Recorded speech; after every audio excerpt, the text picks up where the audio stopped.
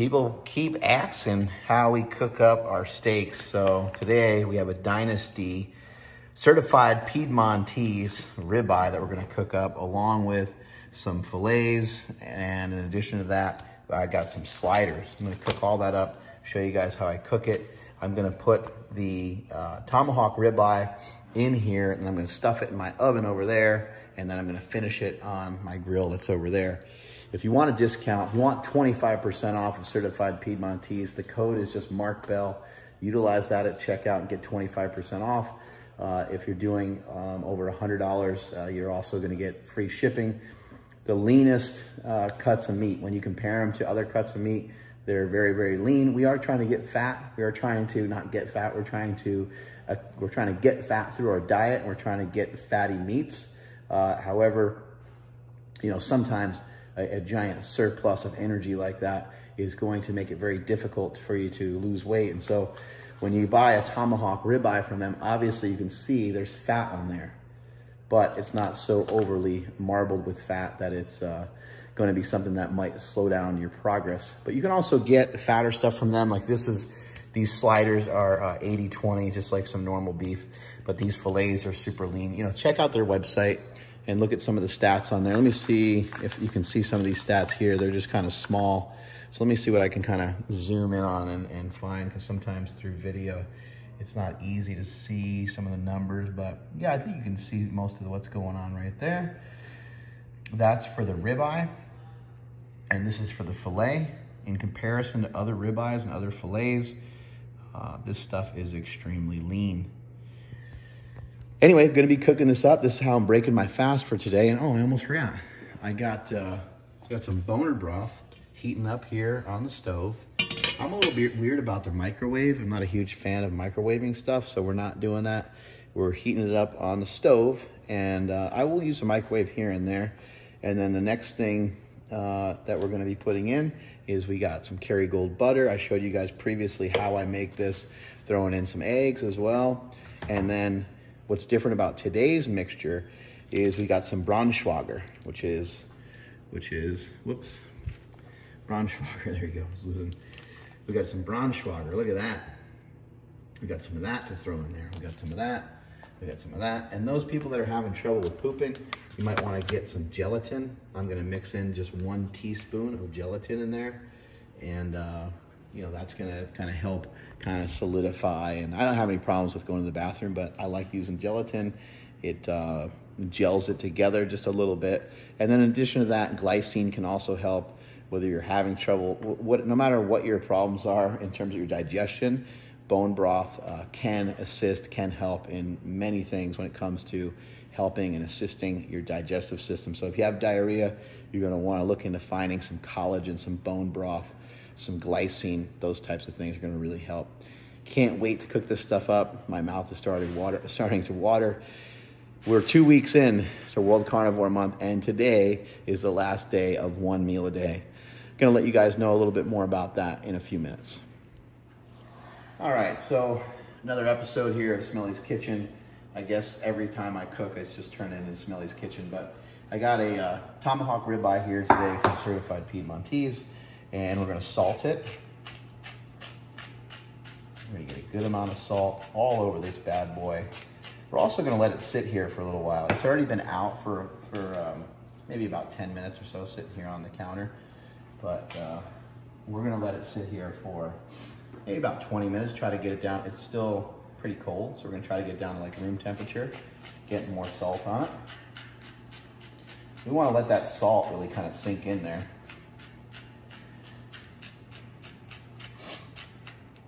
And I know it seems like I'm salting the ever-living crap out of it, but you know, how many times do you continue to salt your steak after you've already gotten it? So you can press it down in there if you want. If you really think that that's gonna make a big difference, you can go for that. I don't know how much of a difference that really makes, but that's what we're gonna do. And for today, I'm gonna be reverse searing this thing. So I'm gonna take it and I'm gonna stuff it in the oven, and I'm gonna put it in there. The oven's set pretty low. I set it at like 250. So I'm just gonna, I don't think it really matters. I'm sure you guys will tell me in the comments how to be a master chef, but in my experience of only doing this a couple times, It's really just to kind of, you know, cook the meat a little bit. And I'll probably leave it in there for like 20, well, probably more like 40 minutes because it's so low, the temperature. I'll get the meat cooked up a little bit, and then I'm gonna take it right here and sear it. And this is already kind of getting hot. This is already smoking, but the reason why it's already getting hot and already at that level is because I'm also cooking up these guys here, which is a bunch of beef sliders, Piedmontese beef sliders. So getting it going on. Here we go. All right, we got some sliders going here, throwing them on the grill. These chubby little things. These are little fat little guys, but they're small. Maybe press them down a little bit. Obviously, the thinner that it is, the easier it's gonna be, or the quicker that it's gonna cook, rather. Because they'll kind of chub out as they're sitting in here. I also threw down some beef tallow. As you can see, the beef tallow is right here. Epic beef tallow. Cooking these guys up. Can't wait for them to go. And as these guys are cooking up, I'm also working on cooking up my bone broth. So got a bunch of different things going on at one time. All right, so we got the burgers going here. The key is to be patient and let them get, let them get kind of grizzled on the bottom there, which is kind of tough to do because then you think, oh man, I might be burning them. But it's important that you get a good char on there. And that might have been a little bit aggressive on how long I left them, especially with how hot the grill is. So maybe I could have got them about a minute earlier, but it's not going to negatively impact the flavor. Let's get this side going here now. And now it's just a few more minutes. Be ready soon. So now that I'm done with the bone broth, now I'm throwing the Braunschweiger in there. I just spooned it out. It's actually really freaking delicious. And it's just sitting in there, and let me see if I can find a little clump of it there. Yeah, there you go. Look at that. It's like a soup. It's delicious. These suckers are looking amazing. Oh my God. Chef Smelly in the house.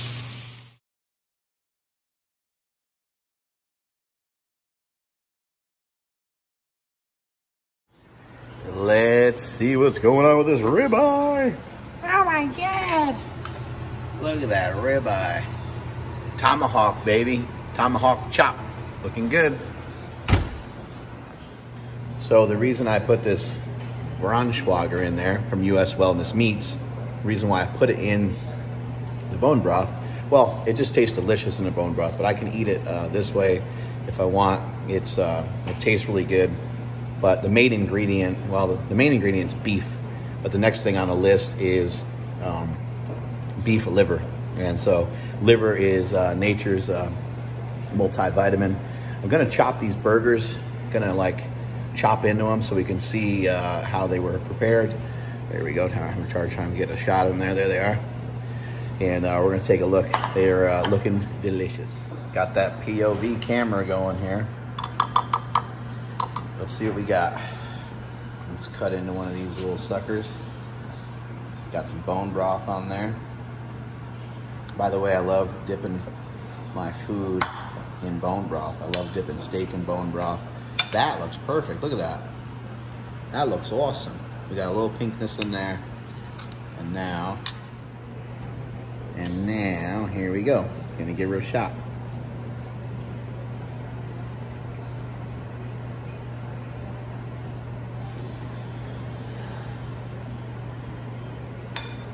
Perfectly cooked, very easy. I just threw salt on it. I'm not gonna give you time to leave it on there, because it depends on how hot your grill is and stuff. But just monitor it. Just take a look at it. Keep paying attention to it. You can see it's not perfect. I got, this side I got wrong, but this side I got right. And the main thing is I got the inside right. And it's to my liking. And it's to my temperature. And so I think I nailed it. Let's baptize this beef right here, huh? Woo. Baptize. Look who wanted to come around, see the baptize of the beef and the bone broth. Now let's try this. Try this on, see how it fits. Make sure I don't drip all over the place.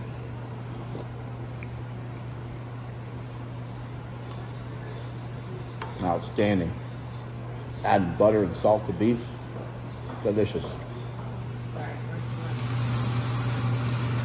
My son really enjoys fillets, so that's what we're cooking up over here for him. I got this, I'm waiting on that big old tomahawk. That's what I'm gonna reverse here in a minute. But we're checking out these steaks and seeing how they're doing. They're cooking really well. Once they start kind of cooking from the bottom up, that's kind of when I flip them. I'm not big on like time and sitting here and like being like, okay, in 4 minutes I'm gonna flip it. I just look at it, I pay attention to it, and then when I think it's ready to flip, I'll flip it. Just gave him a flipperoo, and you can see what I was talking about. You know, from the bottom, this was the bottom before, now it's the tap. But when this was the bottom, I could see it cooking like upward from the bottom. And now you can kind of see it's like, you know, not halfway, but it's maybe a little less than like quarter of the way.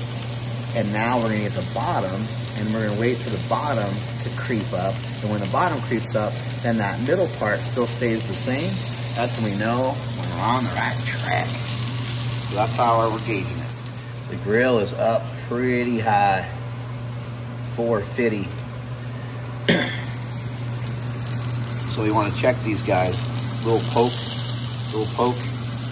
not quite ready yet. And the way that we check the poke is we go like this. Here is this is well, medium well, medium, and medium rare. And you, by poking this part of your hand, so I can get my finger in there, by poking this part of your hand, you're referencing that back to the poke that you get when you poke in here.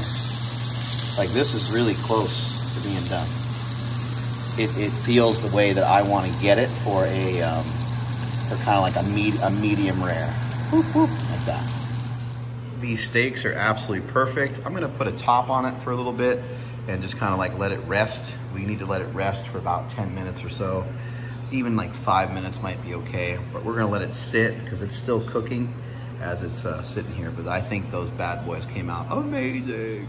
We have no rules here at Smelly's Kitchen. I just covered it with a bowl. Just cover it with whatever the hell you want. It's covered up, it's protected, and we're leaving it like that, and that's what we're going with. Just threw a bowl right over top of the plate. We got the grill nice and hot here. Look at this thing.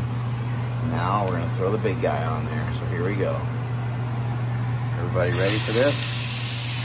Oh, we're already getting some sizzle and we haven't even gotten there yet. Oh, the sound. It's like the fans cheering in a giant stadium for this ribeye.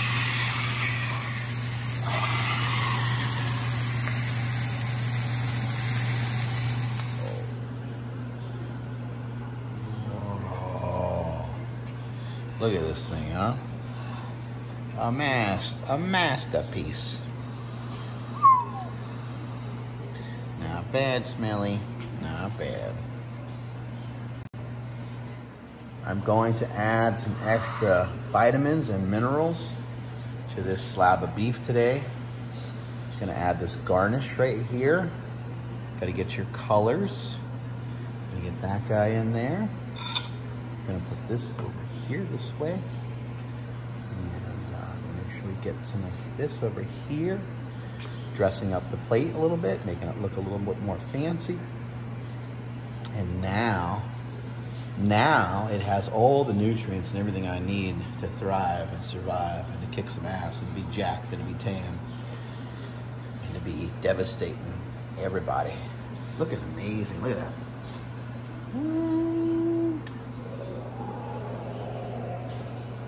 That's my drone shot, you know what I'm talking about? I'm getting real excited and also getting real bored. Waiting for this thing just to sit. How long do I gotta wait for it? Oh my God. It looks too good. Too good to be true. Time to check it out. This is where the rubber meets the road when you cut that thing open. Looking delicious, looking perfect. This is just exactly to my liking. Looks really good. Threw some butter on it. And there you go. That's how you cook a steak. That's how I cooked my tomahawk ribeye for today. Thank you guys so much for following along. It is day 14. You completed 14 days of the carnivore diet, and if you haven't jumped in just yet, you can still jump in on it. All you got to do is follow along here on my Instagram if you want. You can also follow along on my Facebook page, which is Mark Bell Carnivore Challenge, Mark Bell's Carnivore Challenge. You can go and check that out, and that's a resource that you can utilize where you can communicate with other people who are also doing the diet. But there's still many, many days left in January, so I'd love you to join in if you haven't joined in just yet.